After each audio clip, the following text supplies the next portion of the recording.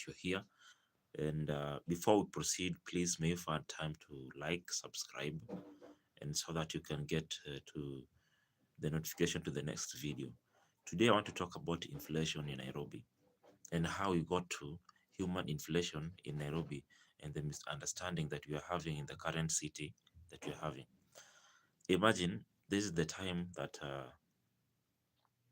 we are having protest and demonstration in this country, and all these are based on scramble and petition of the little resources that are available in the city. Let's take, for example, Tatu City, and that is currently under construction. You see, one thing is that this is a city that has rules, that has a working members, and it has institution of various levels. To mean that when you have institutions and rules in a city, you'll find that things are very easy to control, things are very easy to partake, and to even take a certain section or segment of that city to solve a certain problem. And this gives us another level of orientation that even the members of that place can evenly distribute their resources and evenly acquire the resources and even the means of uh, the means of transaction, that's money. Now it has reached a point in Nairobi that there is overpopulation, and no one is talking about this. You see, the problem is that we normally think that it's our right to have the resources, it's our right to access everything. But even in our cars, we have overpopulated. We have populated even our public transport, our public resources, in to an extent that someone will stand in a vehicle that is supposed to have even 14 seaters, and we're having excess, and we're having some people the public servant who are bribing the drivers, and the drivers bribing the public servant. And vis-a-vis, we talk about who is the real problem in this country, like who actually has the rule to stop everything happening in such a place. And this brings my attention to a point that we as a citizen, we have the equal energy as the government. Remember the saying that says that the government is in need of the citizen as the citizen is in need of the government. You see, this is what's happening in today. When we have a population that doesn't have institutions, a population that doesn't have social systems that governs and guidance their rules and guidance their uh, action, will start to have individuals that feel they have rights, that feel they have the mandate to do anything that they want. And at this point is where you get someone can even come at any day, anytime, to actually do a business in any place, any day, because they feel that it's their right. But definitely, the government also has the mandate to actually control the resources, how we as citizens we use the resources in this country, because land is number one resource in the country. And when you acquire land falsely and start doing a business, especially along the roadside, you find out that another person will just come and do another business besides you, and another person will come, and over time we'll have uncontrolled resource management to an extent that someone or anyone can just come and do anything they want in a certain place. Let's take, for example, in our slums. This is another thing that has taken into account in contributing to inflation in a place. You see, when we have untapped businesses taking place, untapped building of houses in any place, you'll realize that this is now a force that has been created by individual to actually take action without any prior document. You see, you'll find out, for example, in pipeline, there are construction of houses without proper sewer lines, construction of houses without proper road construction. You see, now you see people just come and s- s- stay in these houses without even the government taking action of what are the proper ways, what are the proper documentation that someone needs to start construction, to even proceed, to even have the sewer lines constructed. And over time, we see problems emerging. Even at pipeline, we have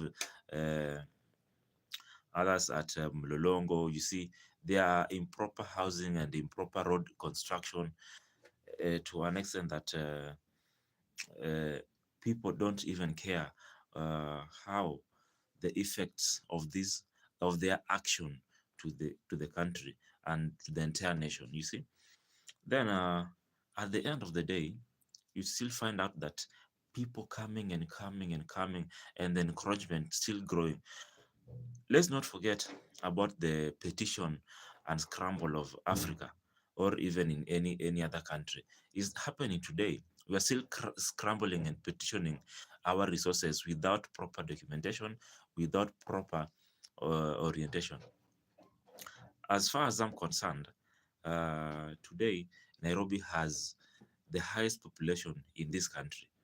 When it gets to evening, especially around 3, 4, 5, 6, 7, up to 8 in the PM, you'll realize that there are people queuing, waiting for public transport. You see, I can't even say public transport because these are privately owned vehicles.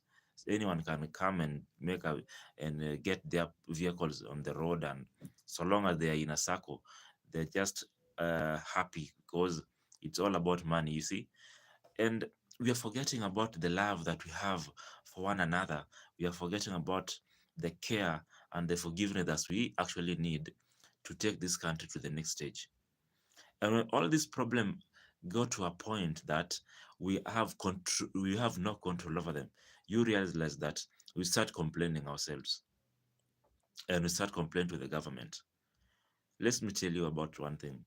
Leadership is not about Mr. President coming to give you ideas. This is a democratic country, and a democratic country means that it is the it is the gear, or it's the initiative has to come from the citizen. The initiative has to come from the rare population, that is us. You see, now when we fail to form institution as a citizen, the government doesn't have the right to initiate any of their ideas. You see, let's talk about the BBI. The BBI failed because it was government initiative. It was never the initiative of the citizen. You see, because a democratic country has rules and it has prior documents. It means that when we fail as a country to form unions, to form institution, to form the social and political, even at singular most point, then we start for seeing failure at at that point. This is a country that is considered corrupt based on Fox statistics, and even other statistics that has been carried on in the world and even in the country. We will consider our country as corrupt, and this is not just a mere talk. This it has reached a point that when you're looking for a house in this country, if you don't pay the person showing you around, they'll never get you to any house, and you'll never get a proper house. So far, so good. So the level of corruption in this country has taken another step to an extent that we are forgetting who we are actually fighting. We are forgetting who we are actually fighting in the essence that are we fighting ourselves? Are we fighting the government or are we fighting our leaders?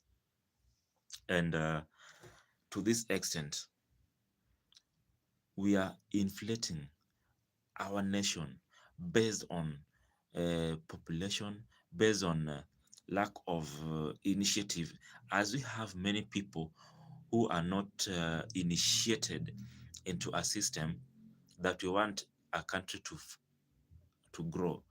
Yet we are not initiated to any system. We are not initiated to any form of development as a country, despite us having the right education. You see, the 844 system was just a system that was to give education or to give knowledge to a group of people for a period of time.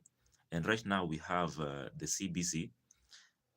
Right now we have the CBC that is has taken over from 844 system, and before we had the O level that was operating and gave knowledge. You see, that's the work of the government. After the government has given a system, they require the citizen or a nation to learn, to get knowledge, and out of that, what are we giving back to this nation? Are we giving back information, solution? Are we giving back possible ways to make this country much better? Because when you're given education, it means that someone just gives you a question, and basically we're being told that we're being given 30% of the information that we are supposed to getting, and the other 70% we are supposed to acquire them by ourselves. Now, when you have all these 30% that we are given in form of question, we are now left with a nation that is supposed to look for 70% to solve a problem in this country. Keep that in mind. Now, where is the 70% that you've been looking for? This is the time that we need that 70% to help this country move on. Someone or an institution has formed Tattoo City, and they're trying to solve the 70% question that they were given. When you're given an equation that has the equal sign, you are just seeing equation xy plus 2x is equal to, we don't have the answer. This answer requires your 70% so that uh, we can get a solution in a country. Now, uh, I was talking about inflation. Inflation is not only about of population, is not only about money inflation. You see, inflation comes in various levels based on four major social institutions that are political, we have the social, we have culture. In some essence, we've lost our culture to an extent that we cannot even retrieve it. And losing a culture is basically, uh, people have said that the Maasai community have retained their culture. Is it true that these people have retained their culture, or is it true that we are literally some step behind development? You see, around 1960, we were a little bit behind. 1960, that is the time we were a little bit behind because we were still using a certain culture that could not give us the knowledge on the brain to move ahead as a nation. You see, then when the Englishmen came, they grouped us into, we were petition. After petition, we have the Nilotes, we have the Bantus, we have the Kushites, and we have the so on and so forth. The Asians, not the Asians, and the group called the Swahili. You see, the Arabs. Now, uh, this gave us a little bit some form of segment. When people have been grouped into segmentation, we have what is called leadership now. We start to form political leadership. We have social institution. We have culture that is stable. We have a religion that is also stable. Then we were supposed to come together as a country to form a nation that is geared towards development, despite the origin, despite where you're coming from, despite the race. So long as you have the national ID of this country, you are a Kenyan by law. It doesn't matter which tribe you are from, which color you are, you see. That's why we have overpopulated, we have inflated all these thoughts, and we have destroyed all these systems to an extent that we can't even retrieve a single information that is geared towards developing a country. In essence, that overpopulation has taken even our cultures, that people think that losing a culture is being careless. At certain point, you see, when we had that, when when you reflect back in the 1960s, you realize that it was a country that was we didn't even have clothes. The textile industry was not even there. Now the whites came to build all this. You see, information was being brought by another group of people. Even though we lost one thing, we gained something as a country. I remember reading up something about a snake. One of the leaders in this country, or went on and tell the members that there is a snake coming to this land and we should not agree. Now we started having collaborators, and we had uh, rebellious leaders. Now you find that those who rebel the leadership of the whites, who are constructing the railway, didn't have such development in their areas. So you realize that we are slugging behind development because of an action that one of our leaders did back then. You see, uh, and because we didn't know that actually this was a railway that was coming to our land, and we said no, okay, we don't need that land, we don't need that snake to come to our land, but it was just a railway that was coming to our land. You see, then the word said, okay, if these people don't want this rail, let's take it to Masaku. Then Machakos has a railway and comes straight to Nairobi. Especially Nairobi had some challenges because actually the rail was not supposed to pass through Nairobi. It was supposed to go through Mount Kenya, some parts of Mount Kenya, and come back to Nairobi before. But some people and leaders at Mount Kenya refused because they didn't actually understand why they needed that thing at that time. And Mark, you know that this has lacked development in this country because at this point, this is the time that we need more railway line in this country. This is the time that we need more roads in this country.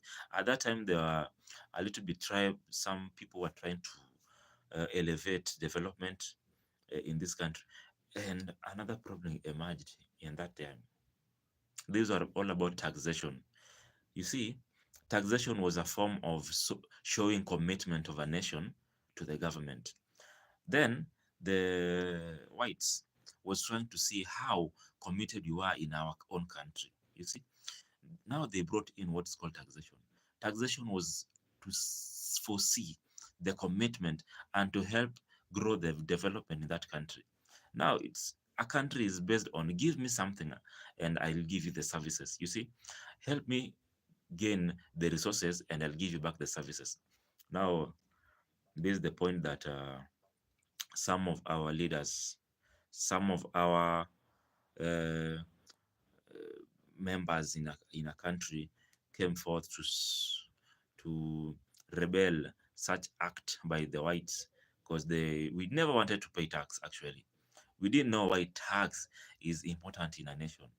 And at that point, for you to get money, for you to get a coin, you need to even give out your cattles. You could give a goat, a hen, a chicken, or even piece of land so that you can get money.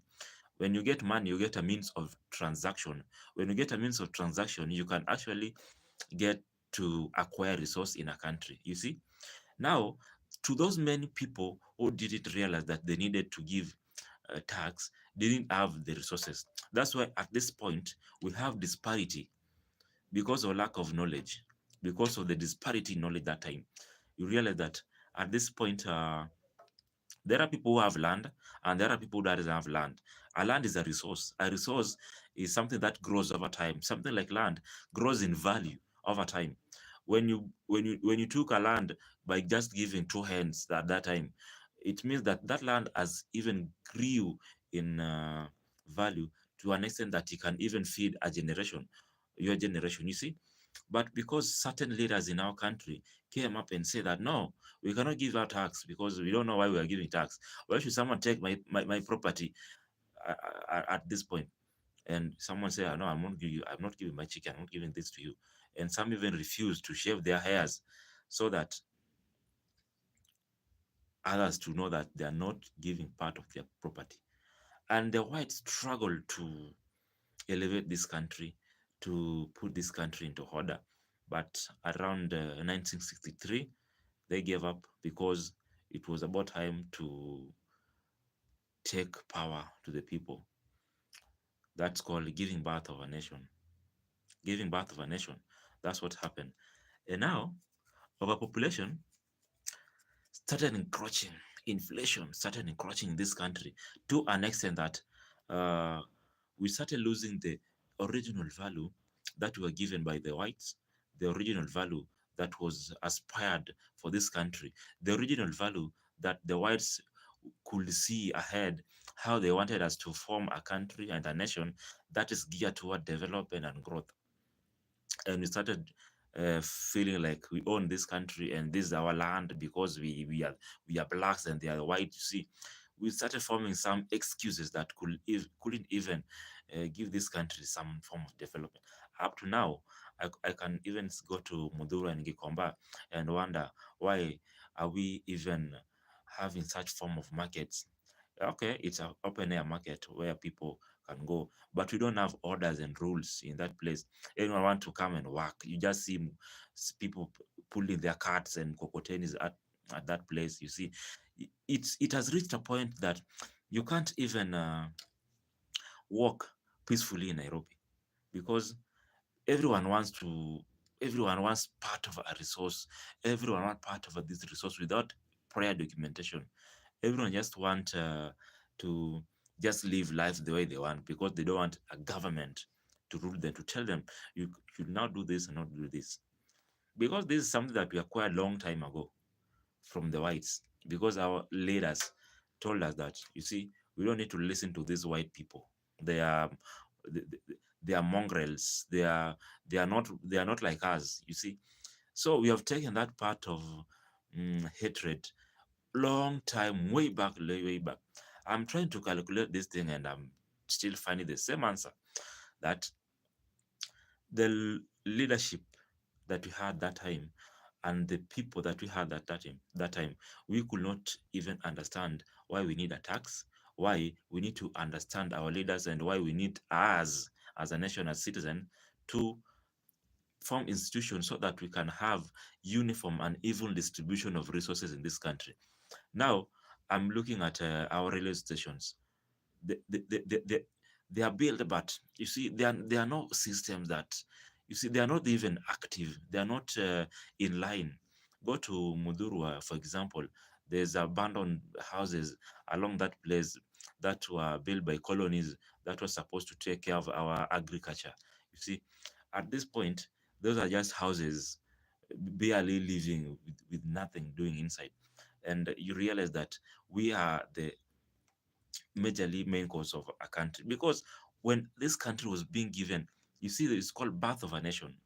When the whites were given transition from their leadership to the given to the African leadership, we were giving birth to a nation. The country was given documents, the country was given a law, the country was given system, the country was given all the schools that were made at that time, were constructed at that time. They were handed back to African leaders. And we have the Meru School that was constructed way back in 1940s and 1950s. And we have even Asumbi Girls, we have even churches, we have even various stations in this country that were built way back before our leaders could even think that they wanted to build a country. Now, another thing emerged that leaders wanted to acquire all these resources by themselves. You see, this is where we started getting these problems. And It was very unfortunate that we as a citizen, as a nation, we could see the problem that we are going to get now, that we're seeing this problem right now. Because when you're solving a problem, we have to do a research. After doing a research, we have to do thorough comparison. We have to do thorough uh, uh, push and pull, compare and contrast, you see. Then you realize that this is how this problem started. This is how we started giving bribes to on our roads. This is how we started inflating our mind with the wrong information. We started inflating our mind with the wrong leadership. We started inflating our mind with uh, unrightful people in our lives, you see. And to an extent that you find that your heart is inflated, your mind has inflation of information that are unnecessary to you, to even this country. So that when someone says that tomorrow you are going to the street, you feel like, yes, you are going to the street because you feel that person is right. But actually, you are the one who is wrong for taking a wrong information into your brain. Your brain is infiltrated and has inflation of wrong information inside you. So that you take wrong information, you take poor analysis to your action, and you feel that like that is right because you feel like you own you own that as a person. But uh, in real sense, you are just infiltrated. You have inflation of poor information and poor analysis in your mind. And now you come to a question that, how are we going to make things right? How we are going to have a dialogue of a people whose brain are inflated, whose brain and information are has bare minimum of no understanding. And you realize that there are so many uh, uh, uh, number of people who still don't get this sense that the government is just a tool that has leaders or group of people who are just there to foresee your action, not to foresee their action. Government has just leaders who are there to foresee your action and not their action. You see, it's not the work of the government to come to your place to tell you that now you should construct a road in this place, you should put cabros along this your house, you should now put gardening along your house. It is it is the 844 system that was geared towards giving you the knowledge so that you can get the 70% that you have to get, so that the government can now foresee, yes, you are doing the right thing. For you to do this thing, we need proper standard, and you need to have this document. That's the work of the government. The work of the government is not to come and to tell you that now you should pay your share. You see, they just have a system that allows them to cut part of your money every month. And when you have a group of people who are elevated and informed to an extent that they can form a good research and form a good question to the government, they can see and compare and contrast and now say that, okay, these are group that we call this circle and so these are people of this group of health, you see. But mostly in our country, we have had public servants striking, you see. We've had lecturers striking, we have teachers striking. And amidst publicizing the strike on television, the following day we see them on the road, you see, which is not bad. It's not bad. That's an institution that is mandated to give their voice to the government. And we want, as a country, to see our leaders responding positively. And we don't want any member of of teachers saying that we were paid this money and now we are stopping striking. Show us in writings, these are the agreements that we've had with the government for this period and for this period, so that when the next government comes to power, we don't see the same mistakes that we saw on the other government, that because someone was paid a amount of money could solve for 10 years, or for what period was this agreement written. One thing that I realized during certain coalition with this government is that we as a country, we have our leaders that we normally follow. We have leaders that we see that this is the person that we want to give us the next chapter of our life, of our nation. You see, now you go cast your vote, believing that someone's going to do something for the country. You see, now the government sit there expecting you to come up with the question because someone has a manifesto. We see and we go to see that this is a good person. We're gonna give us something nice. Getting there, we have opposition. Another problem in this country, opposition leadership. And sometimes I feel like, why are we having opposition leadership in this country when we are not seeing people who are geared to working together? In most cases, we have had rebellious leadership based on the government and the opposition. In this form, I'm talking about inflation, how we have inflated wrong information in our country. And at this point, you realize that these are opposition leadership that's always opposing the government. Now, my question is, how is opposition leaders and the government geared to work and bring the best out of this country? For example, a government has a plan of building houses, a government has a plan of building, improving a certain sector of economy, and how what's the proper way that the government has to take to undertake these actions? You realize that the opposition go to a court and file a petition, and certain project just fails. Let's take, for example, the Pinnacle. The Pinnacle was one of the major uh, mm, building that was supposed to be constructed during the Uhuru regime. You see, this was one of the tallest building in Africa. This was going to be the tallest building in Africa. That was going to put this nation on a map. Actually, we had a best plan to build a Pinnacle, and all of a sudden someone came. This is my land. This is my resource.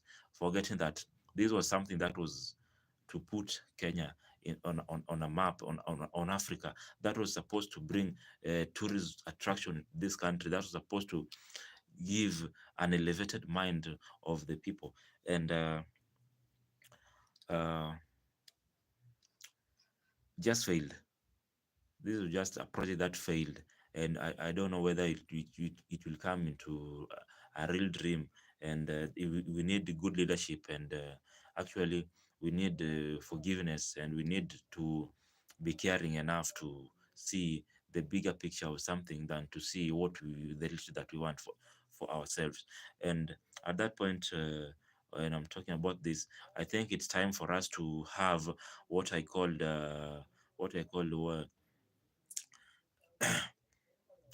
a group of people who understand why we actually need uh, good leadership, and at the same time we need a good nation as citizens, as and I'll stop from that point. We'll continue this topic another day. And thank you for tuning in. Thank you for watching. And please may you subscribe and like so that we can get to the next chapter. And any information, I'm free for this. I just giving brief form of information is not some kind of disparity. I'm open to any question, and I'm open to any critics, because by critics we get to know at what point we gone wrong, you see. So thank you for watching, and thank you for tuning in, and see you on the next video. Yes.